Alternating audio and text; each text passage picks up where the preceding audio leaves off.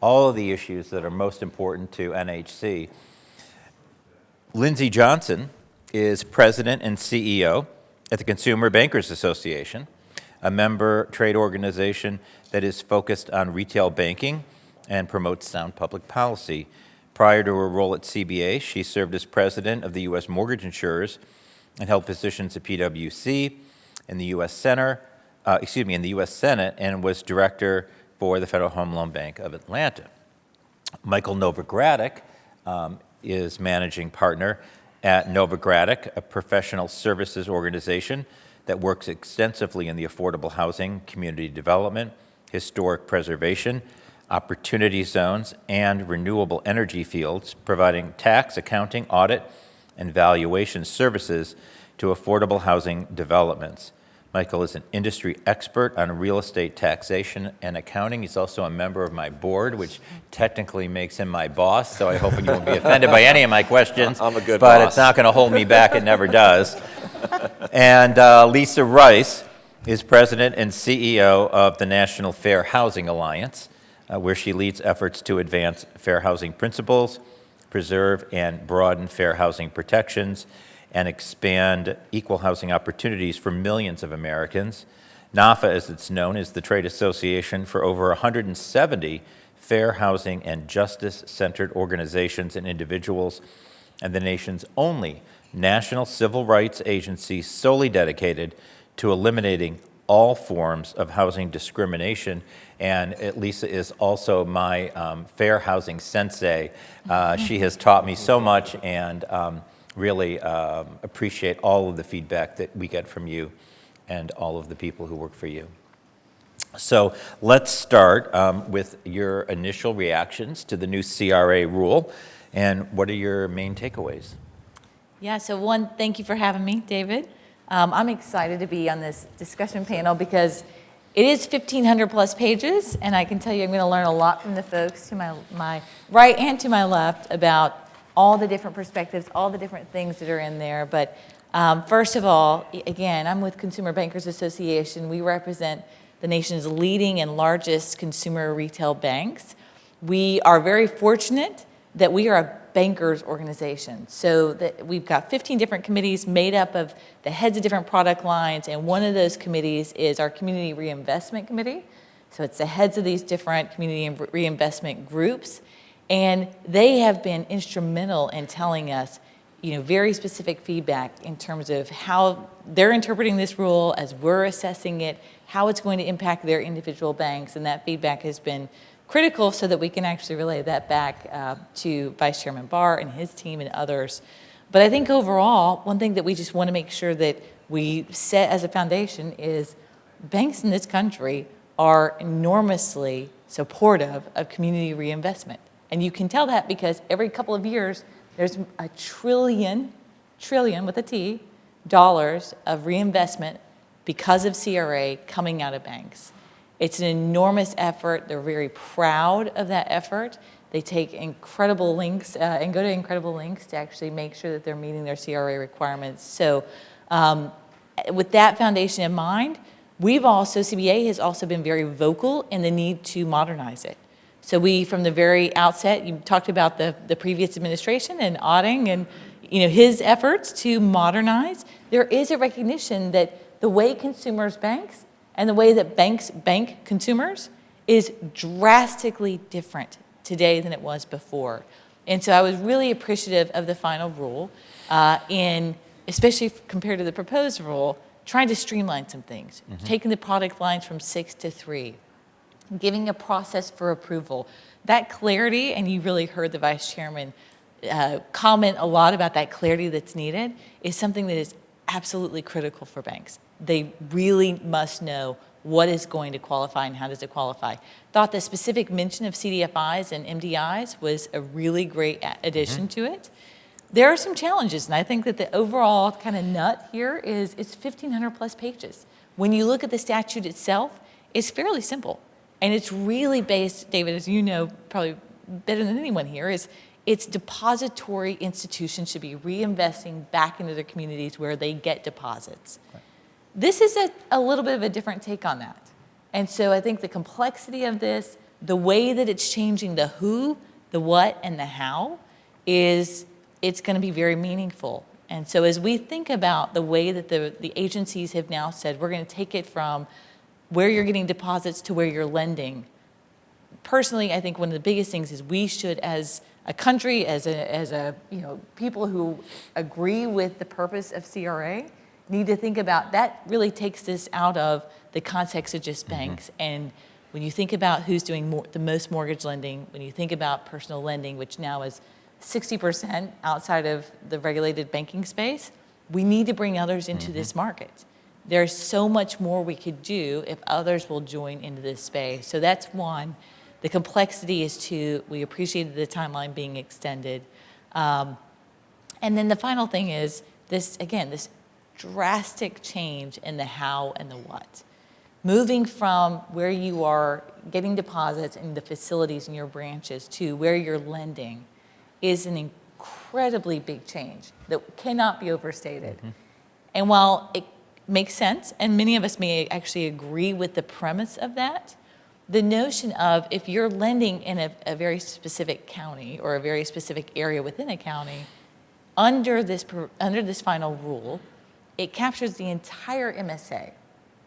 And so a bank has to look at this and say, does it make sense for me now to be graded for CRA in this entire area, so for Rhode Island and Delaware, for an entire swath of this state, if I'm only landing in a small part of this market, and if I'm going to have the potential for a downgrade in that market because of that, I may be pulling out of that market. Those are some of the real impact and concerns that we've got. We don't want to see banks pull back from some of these different areas because of this simple, these tests that have now been imposed in this final rule. Well, that's a great segue to Michael, because low-income housing tax credits are a key part of that, CRA deserts and hotspots, and of course, you work with a very wide spectrum of organizations that work with the banks. So, I did want to address the impact that we're seeing, or potentially we'll see, with the CRA, the final CRA regulations on investment in low-income tax credits. But first, thank you, David, for convening this. It's hard to believe the regs have actually been out just over a week. It seems like they've been out a long time, reading all 1,466 pages and trying to identify what impacts are likely to have on the investing market in low-income tax credit equity. I do want to also, though, give thanks to Vice Chair Barr. It was great that he was here earlier, and also give thanks to his colleagues at the OCC and FDIC, because I do think that they took made a strong effort to address some of the concerns that those in the low-income tax credit investing community were concerned about. And I thought it's probably useful to maybe do a little bit of groundwork, lay a little bit of groundwork in terms of what the old rule, which is really the current rule, and what the final regulations, the future rule, how they're sort of different, and why some of the concerns were out there with respect to the proposed regulations that had previously come out. So the existing rule is a 25% investment test. There's 50% lending, 25% services, 25% investment test. A carved out investment test of 25%, and that has driven a large number of banks to invest large amounts of equity in low-income tax credit finance properties.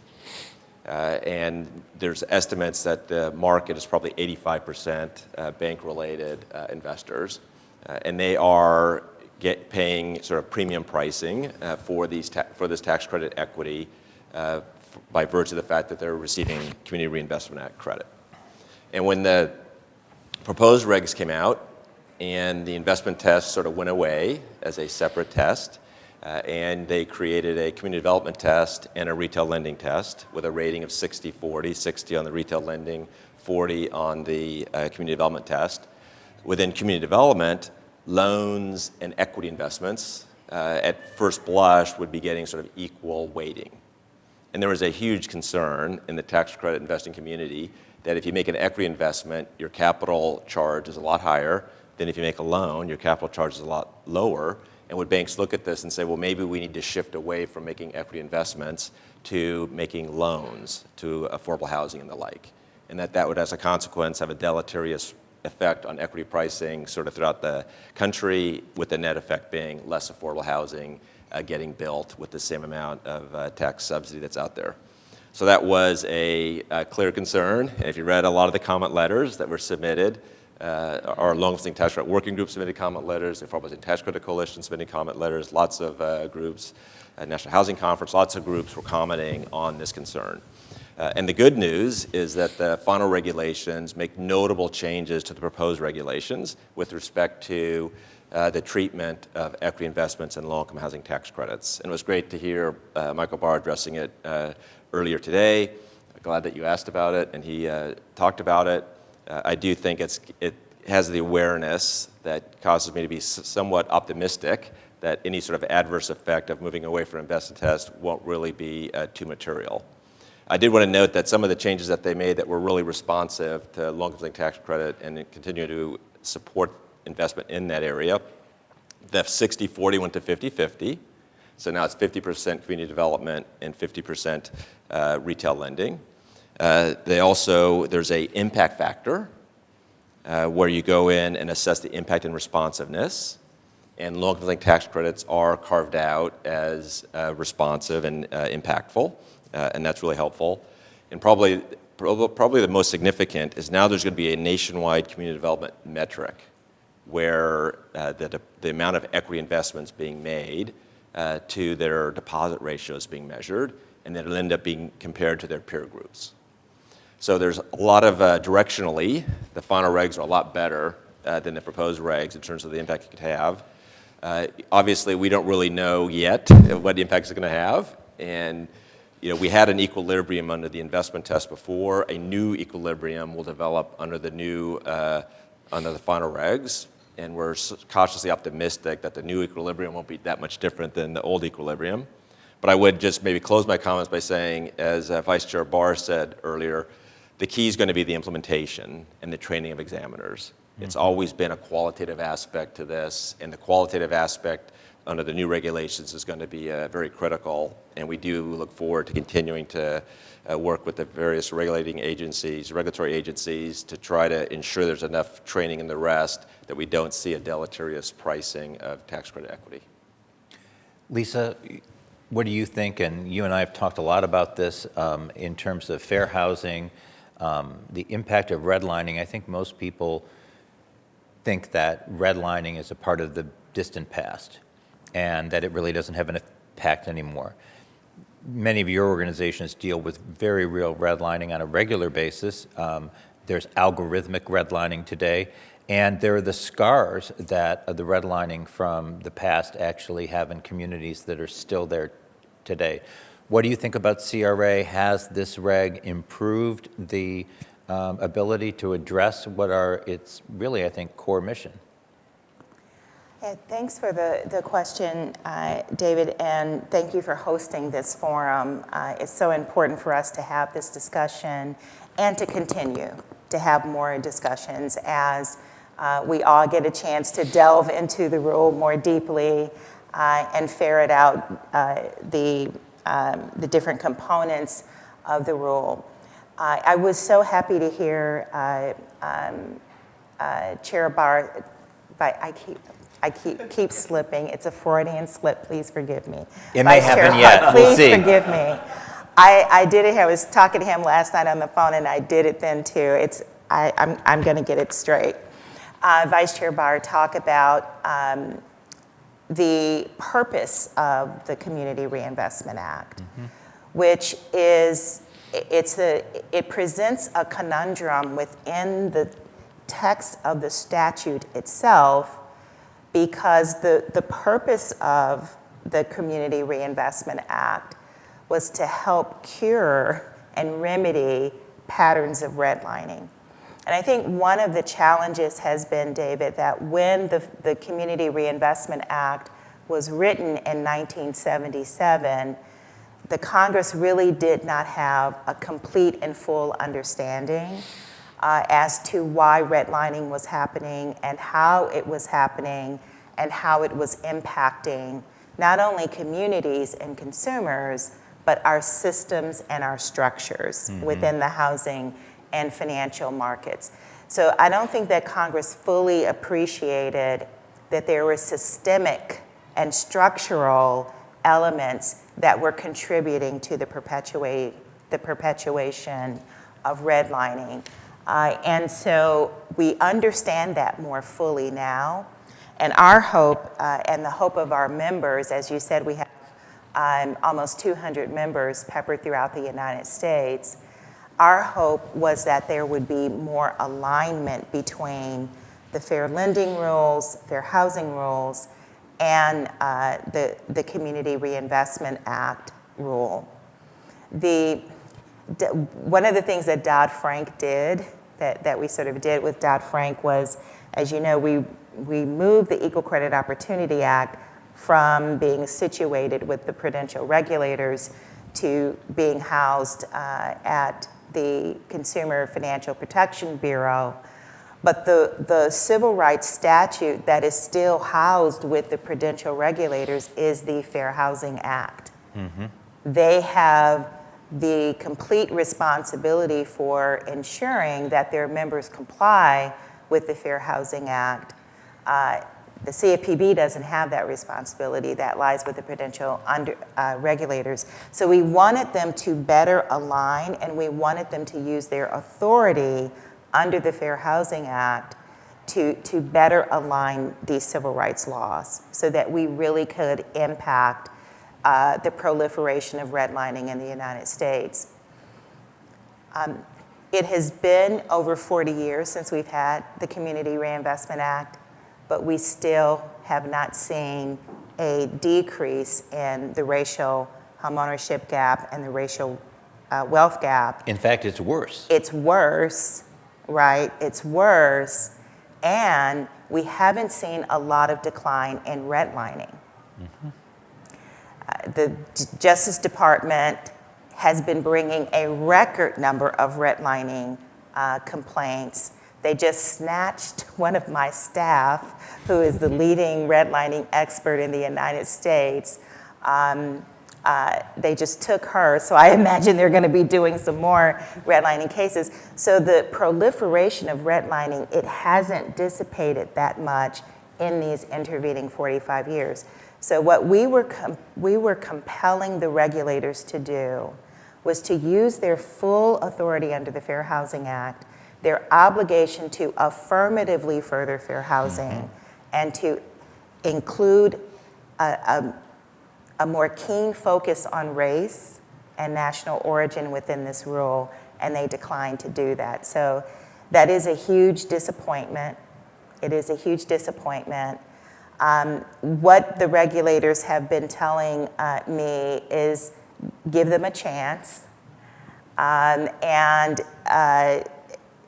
As Vice Chair Barr mentioned, the exams have to be created. They have to do a lot of training for their staff. And so I've been told, Lisa, give us a chance, give us an opportunity. But I will say that we do have a couple of wins. So special purpose credit programs are lifted up throughout the new rule. And all special purpose credit programs that are legal will qualify, and I hope we talk about this a little mm-hmm. bit more later on. But the rule does actually do a lot to talk about how the Community Reinvestment Act is reinforcing, it's meant to reinforce the Fair Housing Act and the Equal Credit Opportunity Act, and it says that a lot throughout the text of the new rule. So I hope that's enough of a window for us to really get in and to do some things to address the structural barriers that continue to promote redlining. So Lindsay is absolutely right. The way the law is written, banks are supposed to meet the credit needs in the areas where they take deposits. Guess what? Banks aren't located in Black communities. Mm-hmm. It's part of it's a structural problem with the CRA, with the Community Reinvestment Act. In fact, banks today are closing their branches at a higher rate in affluent, high-income Black neighborhoods than they are in low-income non-Black neighborhoods Why do you think that is? because of continuing patterns of disinvestment. So when you look at the way that banks make a decision about where they're going to place a branch or if they're going to close a branch, one of the things that they're looking at is what are the other investments that are going on in that community. And unfortunately, as we have seen throughout the history of this country, once a neighborhood or a community has a higher percentage of people of color living in it, the disinvestments start happening. So there's a direct corollary there. And so essentially what's happening is banks are seeing that, oh, well, for some reason, the businesses are leaving this particular geographical area, so we better leave too. Now, I will say there are a few banks, and I'm not just saying this because she's in the room, but there are a few banks who are trying to reverse that pattern and trend. So I must give a shout out to JP Morgan Chase, who has been actively trying to not only establish new branches, but establish branches in places that historically have been disinvested. Yeah, I think that's been very interesting. Jamie Dimon at JP Morgan Chase has clearly made a big bet on 21st century branches. And it's going to be fascinating to watch how that plays out. Was that a good bet or not? What is the impact of branches as we look into the 21st century? The alternative, of course, is the rise of mobile banking. And tell me a little bit about how we ensure that properly serves and adequately serves low and moderate income and non-white communities. So one of the things, one of the challenges that we have is while we've seen a rise and an increase in virtual banking, the challenge is virtual banking happens on top of an infrastructure that banks don't build. So there's a technological apparatus there that banks don't control. Try going to certain urban communities or rural communities and access your phone and get service, right? You can't do it in too many areas. Additionally, when you look at our broadband grid, the grid that services the internet, what we find is that older, more outdated infrastructure is situated in communities of color, whereas newer, more updated technology and infrastructure is situated in predominantly white communities. So what that means is that consumers who live in communities of color have access to low-speed internet, not high-speed internet. And so if banks are building their tools and their systems that operate more optimally on high-speed grids, what that means is that people who live in areas where they only have access to low-speed internet, they're not going to get the optimal service and they're not going to be able to use all those tools. And now the perverse situation here is that those consumers who are living in areas with low-speed internet, they pay the same bill as do people who live in areas with high-speed internet. So it's one of the reasons why children of color disproportionately fell behind during the COVID crisis in their educational attainment because they could not get on Zoom because the internet services in their communities didn't support those kinds of applications. So we have to be thinking about all of these things as we think through and suss out how we're going to be providing services to consumers. Yep. So we're going to have a conversation here. I should not be the only person asking questions. Feel free to ask each other questions. And if you're in the audience, please write your questions out, and my team will pass them to me as we go. And I think this is going to be interesting and illuminating. Lindsay, what are you looking at now in terms of implementation?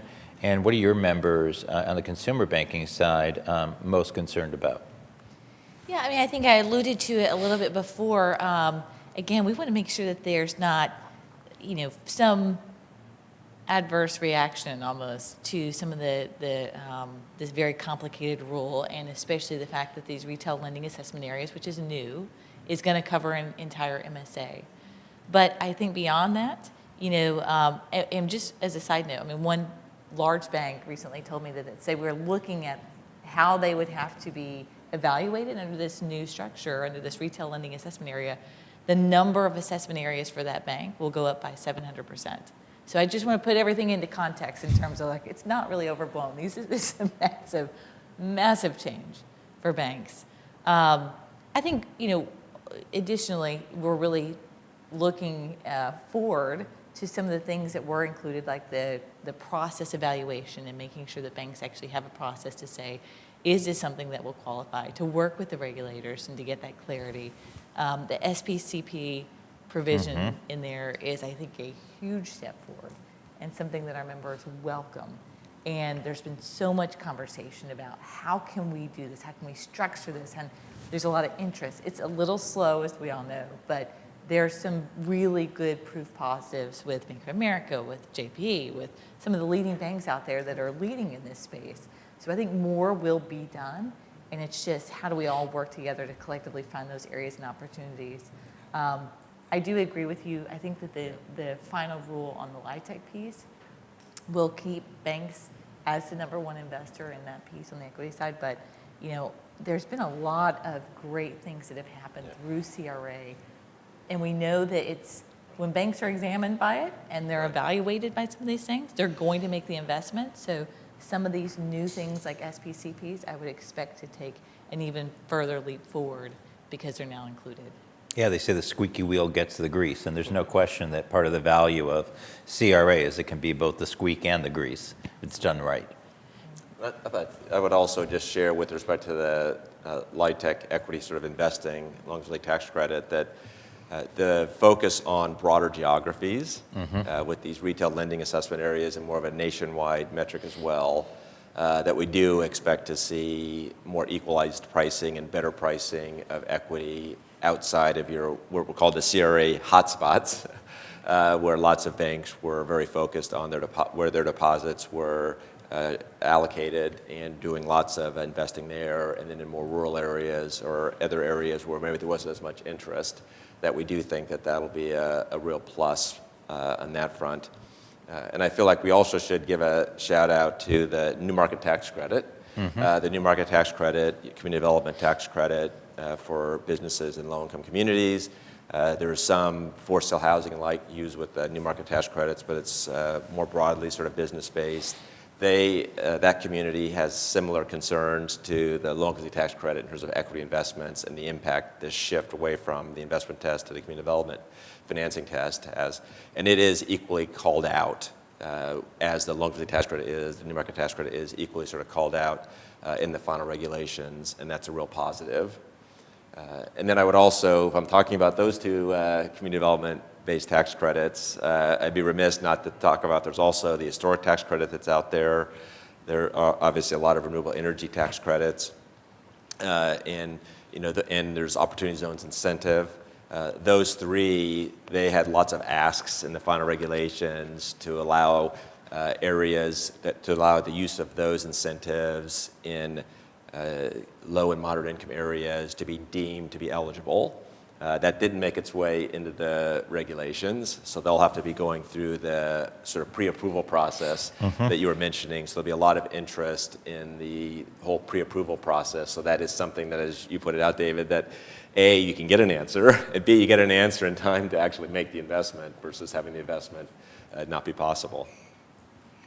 Yeah, I think one of the things that we didn't get into with Vice Chair Barr, because it's an active comment period, and I did try not to ask questions where I know what the answer is going to be, which is it's an active comment period.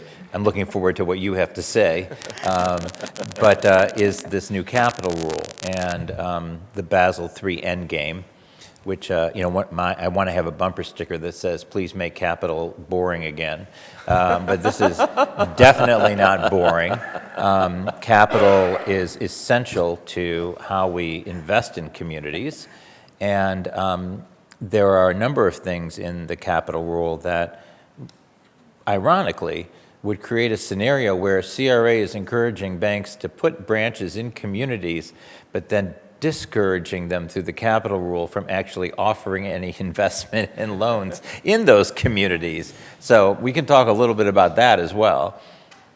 Yeah, I think one of the challenges, and we've since learned this, when the capital rule first came out, the proposal came out, everybody was in panic mode and people, were making phone calls, right? I think, I don't know if I got to bed before 1 o'clock a.m. for the 2 weeks after that proposal came out. Everybody was in panic mode. And one of the things that we have found out is that, unfortunately, like many large institutions, the federal regulators were working on Basel and the capital rule sort of in a silo. And not really talking across the other divisions within the regulatory agencies to better understand how some of those proposals would translate on the ground. And so I too have been told, just like you, David, and I'm sure Lindsay and Michael, you too, we really are looking forward to hearing your comments. But you're absolutely right. The proposed capital rule, for example, I could see it literally squashing any efforts by lenders to stand up special purpose credit programs.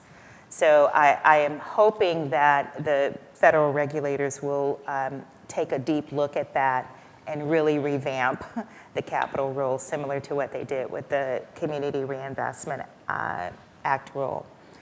And one of the things, and Michael, I'd love to hear more of your thoughts about this, but we really want to see more LIHTC projects being done, but also to see more affordable housing development in areas that don't have it, right? Teachers teach in every community, That's right? Nurses are operating in hospitals in every community, and too often teachers are teaching in areas where they literally cannot afford to live. And so just your thoughts about that would be really helpful. I do think that the final regulations do a better job of describing and incentivizing investment outside of low-income housing tax credit investments for affordable housing. So I think that is a positive development. On the sort of Basel III sort of discussion, there from a capital charge perspective, it would be good if the capital charge associated with tax credit investments more appropriately reflects the risk and not treated as merely an equity investment, because the tax credit investments are very akin to loans in the sense that you have a stream of benefits and the risk is low. And the rest. And I will note that for the purposes of insurance companies, the National Association of Insurance Commissioners has actually come out, does have a lower rating, a lower risk rating for long-term tax credit investments. And it would be nice to see a lower risk rating get incorporated into the capital charge rules so that we're not as disadvantaged relative to debt in terms of making these types of investments. Well, look, I couldn't have said it better. I think that when we look at the Basel capital rules, and it's not just Basel, by the way. This is one of those things where when we look at CRA, we're thinking Basel, we're thinking Reg II, which is the debit interchange issue. We're thinking about credit card late fees. We're thinking, and it's 1071, 1033. It's all happening at the same time. So I can tell you right now, as banks led through COVID and really pulled the entire economy through that effort, and there was so much work from the people on this stage as well to help make sure that we could do that with banks. We're on the other side of this economy. Banks are getting squeezed at every end.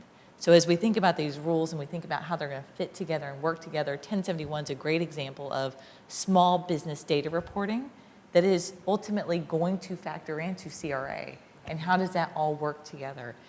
Basel is, I mean, we are, Consumer Bankers Association, there's a lot of other banking trades that are going to be commenting on Basel. We are absolutely going to be talking about the impact to consumers, because SPCPs is a great example of, we say we want one thing, but we're doing another. And that regulatory silo is creating some incredibly difficult tension for banks to try and operationalize some of these things. The same thing with credit lines, the same thing with a number of these other things that were in the Basel proposal. I was so pleased to see folks really dig into it and take a look at what's the ultimate impact of this going to have on the economy, but specifically on consumer and their access to credit. That cannot be overstated. And I think we really want to think through that, or think about that in terms of what we're trying to achieve in CRA. So all those things in context, I think, couldn't be more important to look at it from a cohesive perspective.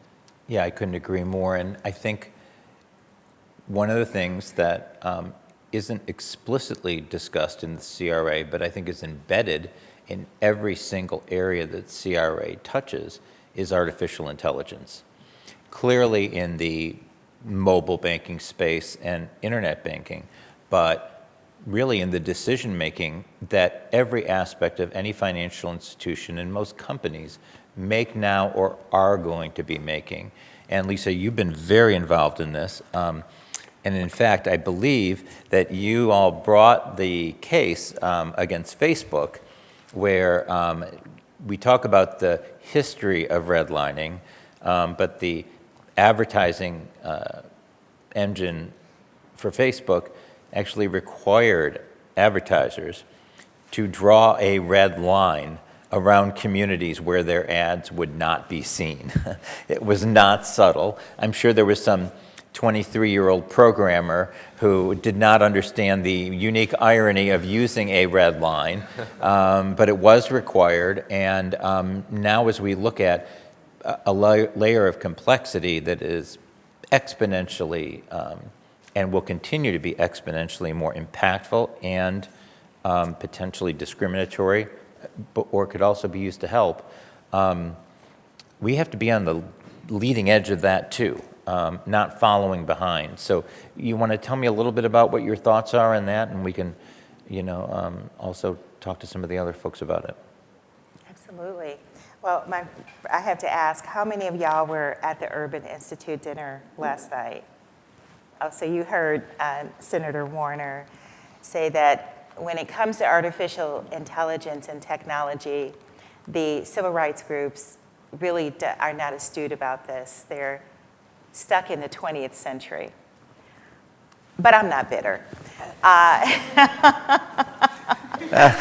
had to set the record straight there. So, but the point that you're making is absolutely right. Look, with the advent of artificial intelligence, literally the world is going to change exponentially. And the challenge that we face is, and this is something that we have really been pressing for, our prudential regulators have to be able to keep up, and they have not been keeping up. It's just a reality. And part of it is maybe they didn't understand how much technology would be impacting the financial markets and the housing market. And then part of it also is they have to have the funding, right, to train their staff and to keep up with modern times. The reality is, if you are an engineer or a data scientist, you can go to the private market and make way more money than you would ever make being a data scientist or an engineer working for a federal regulatory agency. So I think that Congress is going to have to really think about that and ensure that within our prudential regulatory agencies that we can attract the kind of talent that we need to have so that this area is effectively, we are providing effective oversight for this area. The National Fair Housing Alliance has been addressing bias in automated systems since our inception.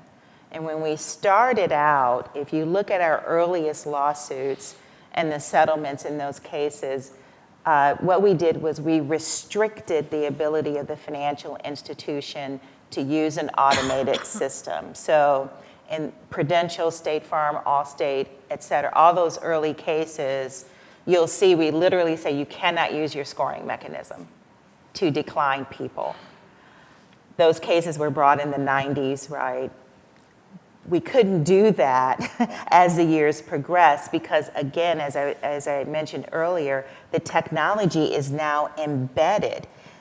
You can't take a portfolio to the capital markets, to the securitization markets, without having a FICO score appended to each Right. one of those files, right? But we know that classic FICO perpetuates discrimination. Now we have newer... And when we talk about classic FICO, what we're talking about is 20-year-old rule, Right. even though FICO actually has a generation 10 that's available. Exactly. We're still requiring using Exactly. And this it was built 20-year-old. on data from before the 1990s, right? That's how Right. old that technology is. And it is perpetuating bias. Our automated underwriting systems that the GSEs use, risk-based pricing systems, all of those systems perpetuate bias. Our data scientists can use AI to compel all of those systems to have less discriminatory outcomes. And so that means that they, by virtue of that those systems are perpetuating bias and discriminating against consumers. If you just look at GSE-approved loans only. That's Fannie and Freddie. Fannie and yep. Freddie. Loans made that were sold to Fannie and Freddie using risk-based pricing systems are overcharging Black and Latino consumers to the tune of almost $800 million every single year. That is bias and that is discrimination. But our regulators sanction the use of those discriminatory tools because they did not understand how those systems could perpetuate discrimination. If I have had one regulator tell me this, I've had 100 tell me. Algorithms and computers don't discriminate because they can't see race or gender. Nothing is further from the truth. These systems can see race and gender quicker than the human eye can. Much quicker. Right? Much quicker. And so I hope that the financial services industry will be in lockstep with the civil rights industry in compelling Congress and our regulators to make sure that they have the talent and the expertise to be able to really effectively provide oversight. Well, and this is the part that really scares me, is that when regulators and government-sponsored enterprises continue to use a 20, 30-year-old credit scoring system, even though there are new and highly more impactful and effective scoring systems available, even from the same companies, if we're going to be competing against AI, looking backwards, we're going to be left in the dust. How do we use AI looking forward to actually make a difference in what we're trying to do and accelerate the good stuff that's going to really lean into the future? And because I just think that, particularly in terms of government, that's a fight we probably can't win. I want to use that to win our fight. Well, we have used technology to build better and fairer credit scoring systems. It took us 15 years to get the regulators to accept them. So there's that. There is that. Michael, what do you think in your space? Yeah, that's a great question in terms of, I would say that, and I don't know what if there's a there or how you get there, but I will say that just within just housing development in general and sort of affordable housing development, there's a lot of discussion about how much ingenuity, how much how have the processes really changed, materially gotten better in terms of efficiencies and construction costs and the rest, over the last 20, 30, 40, 50 years. And a lot of it is really done the same construction-wise and the rest. And there's a lot of reasons why that's the case. And there's been efforts to do more modular off-site building and things of that nature that have had sort of mixed success, if you will. And I don't know to what extent AI can help with that sort of whole process, but it's definitely something that I do think there needs to be a next wave of innovation in just sort of rental housing, sort of construction in general. Lindsay, what do you think? I mean, you have a wide range of banks, all to different sizes, and some of them are probably leaning into this, and others are not, we'll say, to be polite. Well, look, I think we have to separate a little bit about AI just generally. I mean, AI has been around since the 1950s, and we've had AI winters that, you kind of go through a sleepy period, but it's been around for a very long time, and it's really how do you use it? And then there's this next discussion, which I think Lisa is really taking a leadership role in this conversation nationally that's happening about generative AI and what happens when the machine learning starts to learn for itself. And that's a whole other conversation. So banks are generally risk adverse, but there is a really wonderful opportunity for us to think about the risks and to really understand how massively the risks could upend things, but also there's so much benefit that could be attained. And I've met with a number of different folks, some literally rocket scientists, who are trying to solve some of the world's biggest problems, including fair lending issues. And how do we take and look at a consumer and, risk-based pricing is not a bad thing if it's the accurate thing for that consumer. But trying to remove the biases and trying to make sure that we're appropriately risk-based pricing. And many times through new technology, we know so much more about an individual, about how they pay different bills, that we can start to factor that into their ultimate credit score. And I've seen proof positive that credit scores can go up, and then lenders can lend to those individuals. They get that certainty that, yes, that borrower can repay this loan, and I'm setting him up or her up for success. That is some of the promise that I think we should be thinking about and focused on, but at the same time, to Lisa's point, we cannot just let this thing go and develop on its own without creating those four corners for what we think it needs to operate within. I do know that the Bureau has staffed up in this space and really smart people, and I don't disagree. I mean, you've got to make sure you get the best and the brightest, but I'm always encouraged as somebody who's previously worked on Capitol Hill and elsewhere, you get some of the best and brightest minds when you put it out into the market and say, this is something that we want to focus on for the betterment of the country. And I do think that because of the administration and bipartisan support on Capitol Hill, folks recognize this is a need, and it's almost that point of it's a critical need for us to have this conversation and to have the right regulatory framework for it.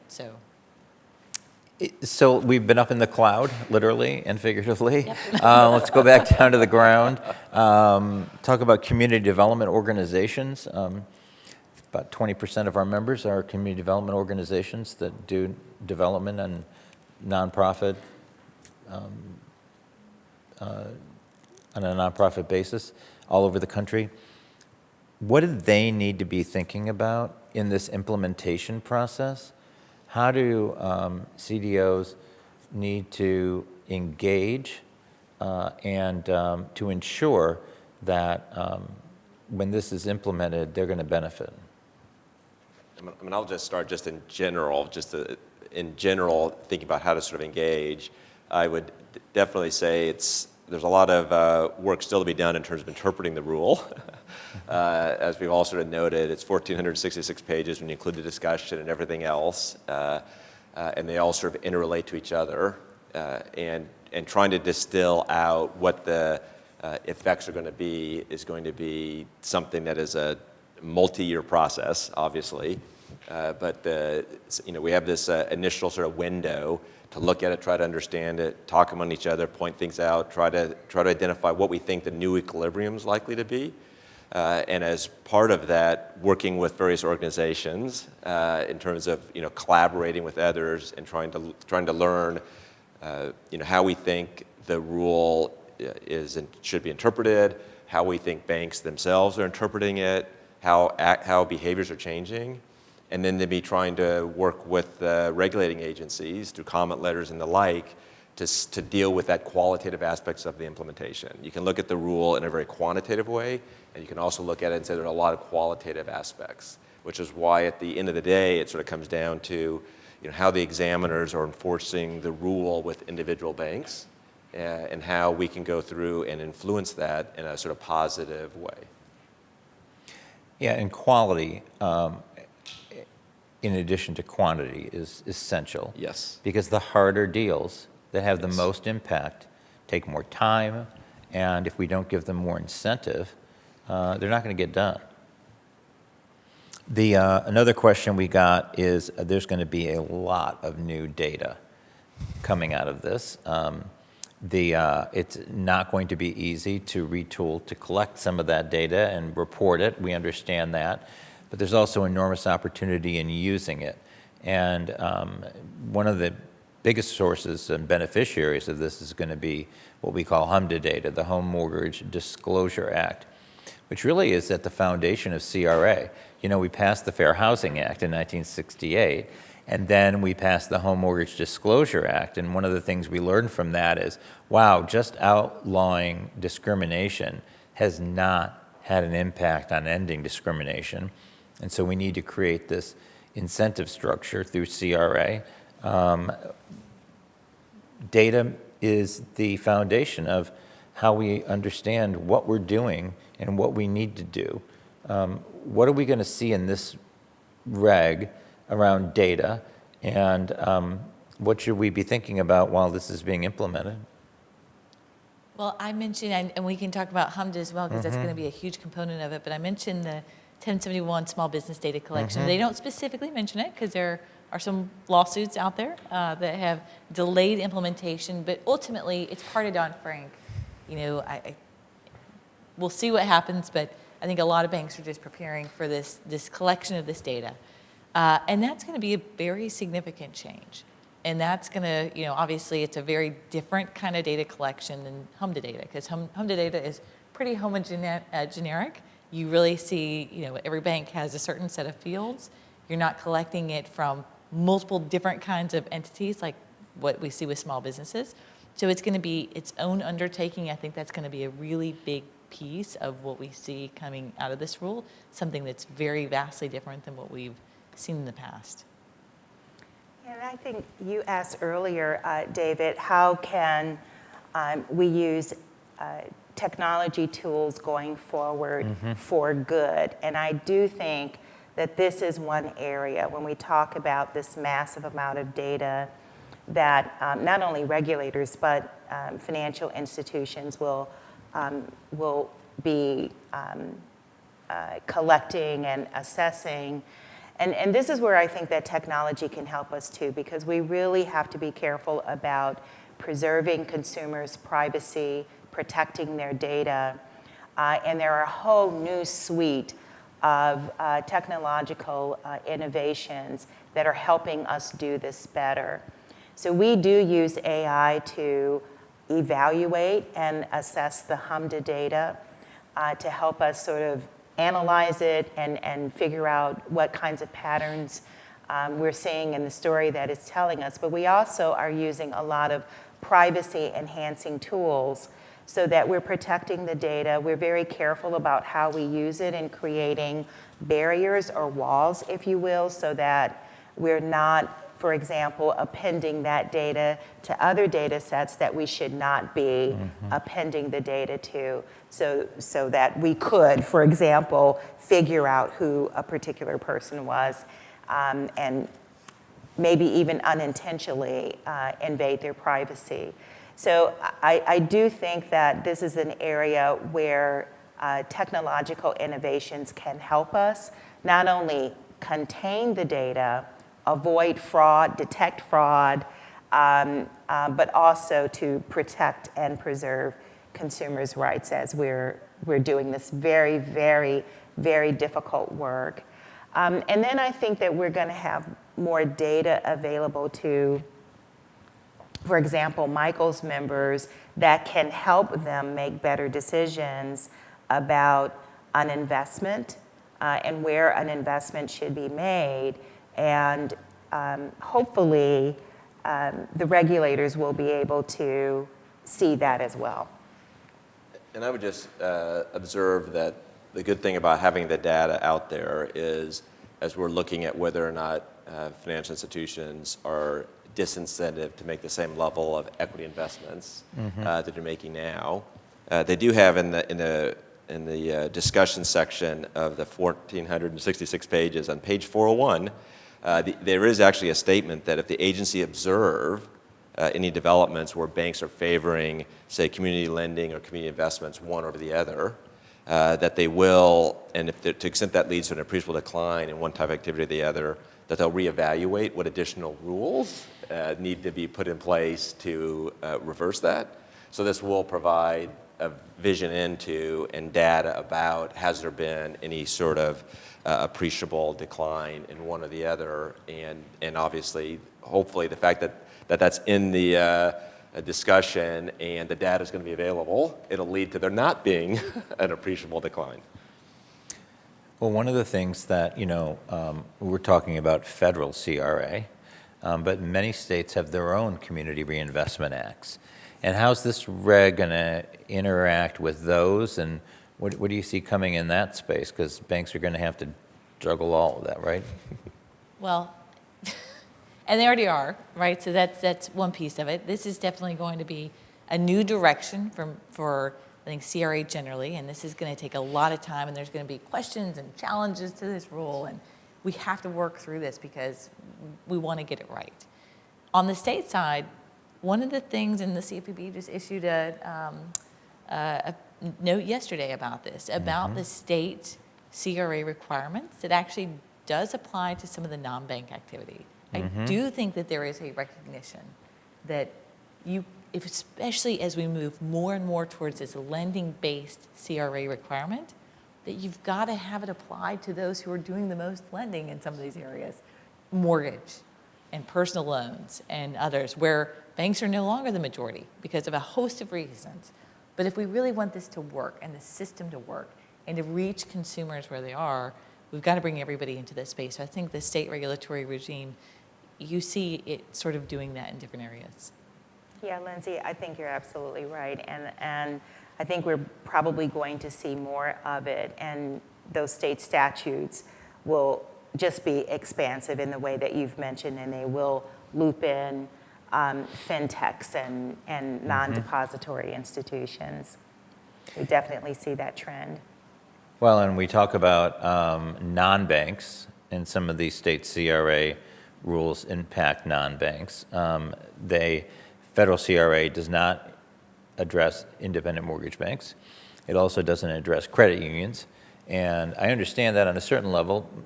I'm a member of the State Department Federal Credit Union. If you've worked in the State Department, you get to be a member of that credit union, and if you don't, you don't. And so that's a very, very small community, relatively speaking. On the other hand, and not to pick on Navy Federal, but there is a credit union called Navy Federal Credit Union, and I think the way to become a member there is that you've seen a boat. So, so there's a vast difference in the size of credit unions. What are we thinking about? This reg does not get into any expansion there. I think the law is pretty restrictive on that score. What do we think about all these organizations? Because there's been a lot of advocacy on that. Well, I've said my piece. I mean, I think that, especially on the non-bank side, the credit unions, they obviously have a mission, and I think the vast majority of credit unions are tiny little credit unions that serve a very niche purpose, and you can see some connectivity there. I mean, extreme connectivity. There's still a question about what's good for the goose is good for the gander, but that's a little bit different to me than, say, a lot of non-banks that operate completely outside of the prudential regulatory space that are in these communities, that are lending on the mortgage side, doing the majority of lending on the mortgage side, fintechs and other non-banks who are doing the majority of personal loans, 70% of personal loans come outside of the banking space, that don't have these same requirements. And again, if we want to think about this from a who you're lending to and how you're lending, and we want to make sure you're reinvesting in those communities, I just think we need to think about this differently, and we need to bring other players in. Lisa? D'accord. What she said. So we're almost out of time. Let me just ask for some last thoughts about implementation and what you're looking at for the next couple of years, because this is there's still a lot of work to do on this. There is a lot of work to do, and I'll just lift up what I said at the beginning. Look, race is not equated. It's not equated. You can't use income as a euphemism for race. And so just focusing on how banks are lending to low and moderate income communities can mean that banks will be serving low and moderate income communities and not serving communities of color.